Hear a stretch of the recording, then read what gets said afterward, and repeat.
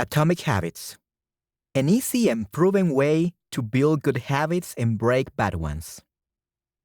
Written by James Clear. Narrated by Manuel Fluency. Introduction. My story. On the final day of my sophomore year of high school, I was hit in the face with a baseball bat. As my classmate took a full swing, the bat slipped out of his hands and came flying toward me before striking me directly between the eyes. I have no memory of the moment of impact. The bat smashed into my face with such force that it crushed my nose into a distorted U-shape.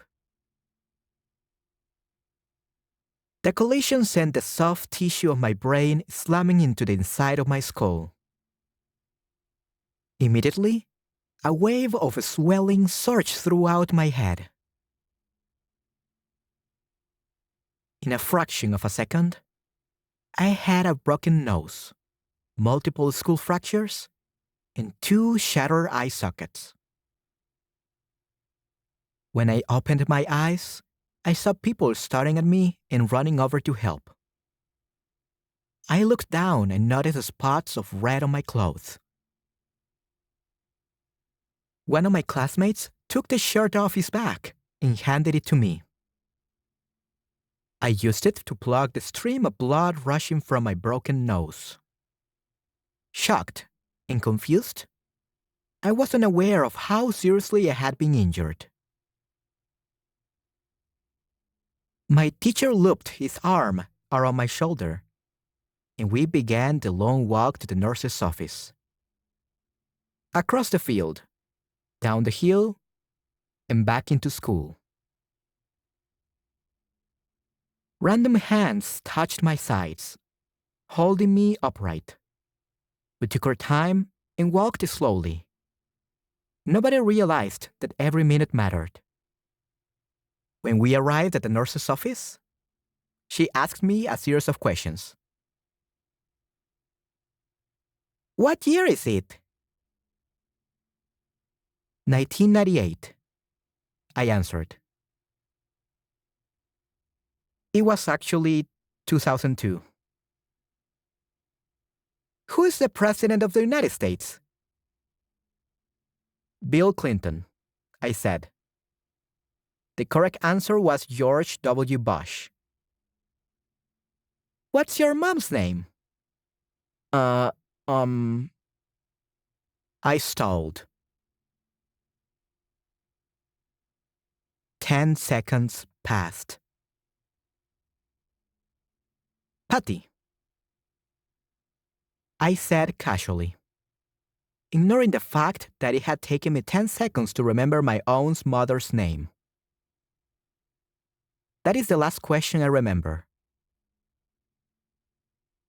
My body was unable to handle the rapid swelling in my brain, and I lost consciousness before the ambulance arrived. Minutes later, I was carried out of school and taken to the local hospital. Shortly after arriving, my body began shutting down. I struggled with basic functions like swallowing and breathing. I had my first seizure of the day. Then, I stopped breathing entirely. As the doctors hurried to supply me with oxygen, they also decided the local hospital was unequipped to handle the situation and ordered a helicopter to fly me to a larger hospital in Cincinnati. I was rolled out of the emergency room doors and toward the helipad across the street. The stretcher rattled on a bumpy sidewalk as one nurse pushed me along while another pumped each breath into me by hand. My mother, who had arrived at the hospital a few moments before, climbed into the helicopter beside me. I remained unconscious and unable to breathe on my own as she held my hand during the flight. While my mother rode with me in the helicopter, my father went home to check on my brother and sister and break the news to them. He choked back tears as he explained to my sister that he would miss her 8th grade graduation ceremony that night. After passing my siblings off to family and friends, he drove to Cincinnati to meet my mother. When my mom and I landed on the roof of the hospital, a team of nearly 20 doctors and nurses sprinted onto the helipad and wheeled me into the trauma unit. By this time, the swelling in my brain had become so severe that I was having repeated post-traumatic seizures. My broken bones needed to be fixed, but I was in no condition to undergo surgery. After yet another seizure, my third of the day, I was put into a medical-induced coma and placed on a ventilator. My parents were no strangers to this hospital. 10 years earlier, they had entered the same building on the ground floor after my sister was diagnosed with leukemia at age 3. I was 5 at that time. My brother was just 6 months old. After 2.5 years of chemotherapy treatments, spinal taps, and bone marrow biopsies, my little sister finally walked out of the hospital happy, healthy, and cancer-free. And now, after 10 years of normal life, my parents found themselves back in the same place with a different child. While I slipped into a coma, the hospital sent a priest and a social worker to comfort my parents. It was the same priest who had met with them a decade earlier on the evening they found out my sister had cancer. As day faded into night, a series of machines kept me alive. My parents slept restlessly on a hospital mattress. One moment, they would collapse from fatigue. The next, they would be wide awake with worry. My mother would tell me later, "It was one of the worst nights I ever had." My recovery. Mercifully, by the next morning, my breathing had rebounded to the point where the doctors felt comfortable releasing me from the coma. When I finally regained consciousness, I discovered that I had lost my ability to smell. As a test, a nurse asked me to blow my nose and sniff an apple juice box. My sense of smell returned, but, to everyone's surprise, the act of blowing my nose forced air through the fractures in my eye socket and pushed my left eye outward. My eyeball bulged out of the socket, held precariously in place by my eyelid and the optic nerve attaching my eye to my brain. The ophthalmologist said my eye would gradually slide back into place as the air seeped out, but it was hard to tell how long this would take. I was scheduled for surgery 1 week later, which would allow me some additional time to heal. I looked like I had been on the wrong end of a boxing match, but I was cleared to leave the hospital. I returned home with a broken nose, half a dozen facial fractures, and a bulging left eye. The following months were hard. It felt like everything in my life was on pause. I had double vision for weeks. I literally couldn't see straight. It took more than a month, but my eyeball did eventually return to its normal location. Between the seizures and my vision problems, it was 8 months before I could drive a car again. At physical therapy, I practiced basic motor patterns like walking in a straight line. I was determined not to let my injury get me down. But there were more than a few moments when I felt depressed and overwhelmed. I became painfully aware of how far I had to go when I returned to the baseball field 1 year later. Baseball had always been a major part of my life. My dad had played minor league baseball for the St. Louis Cardinals, and I had a dream of playing professionally too.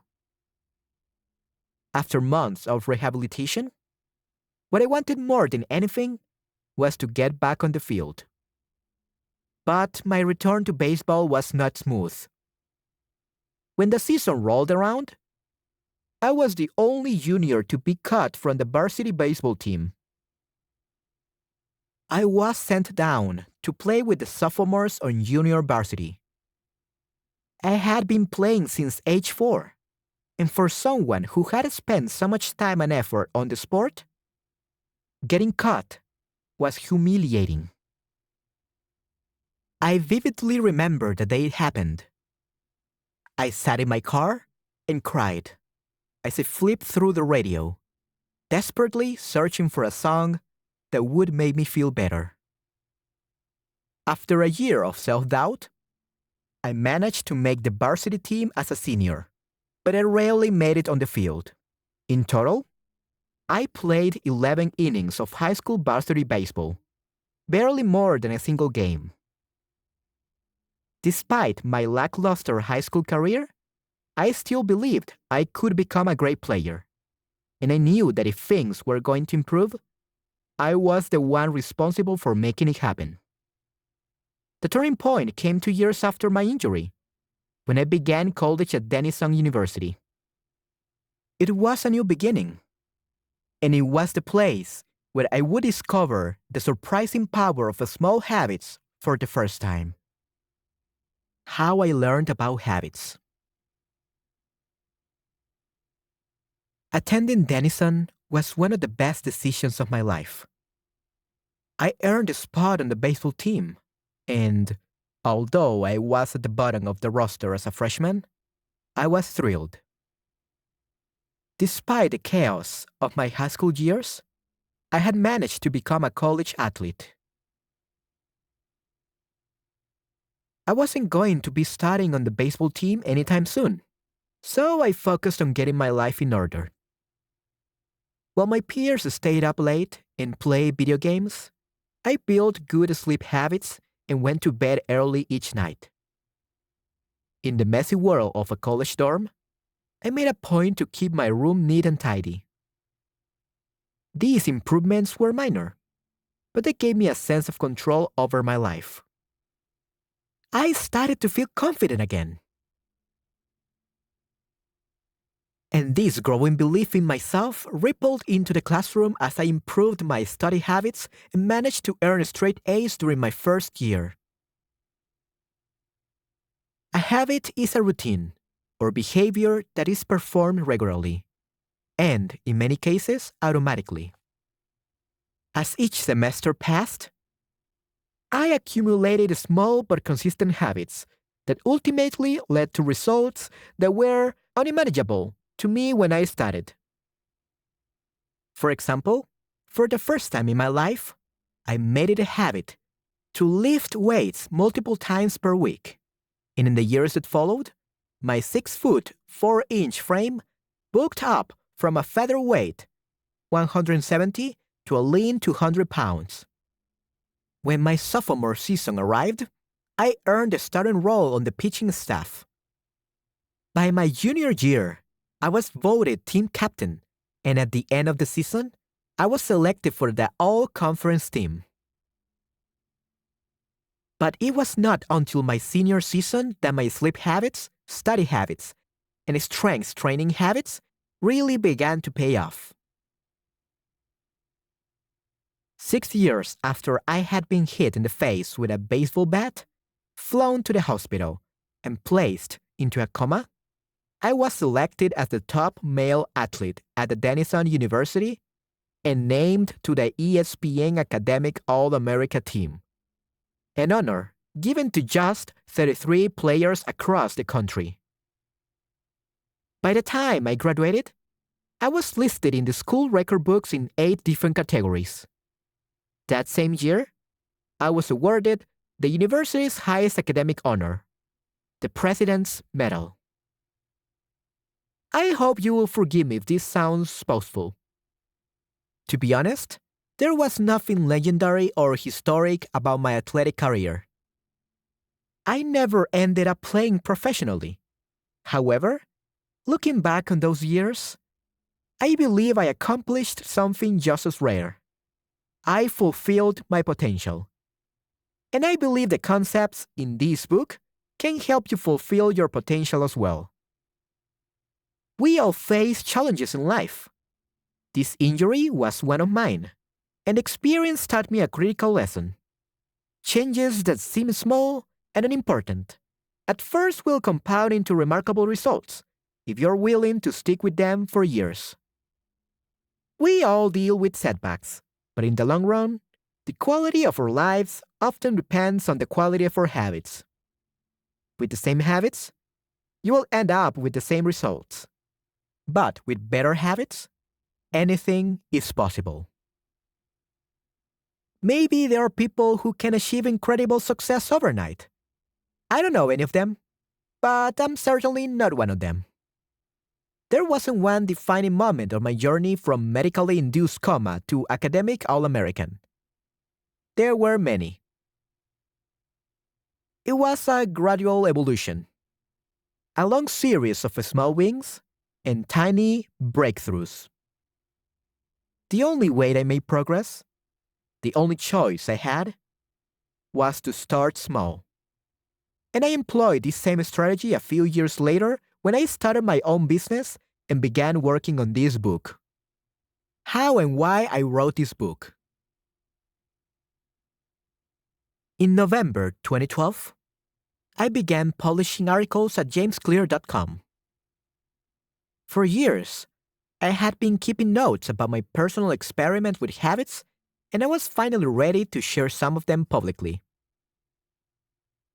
I began by publishing a new article every Monday and Thursday.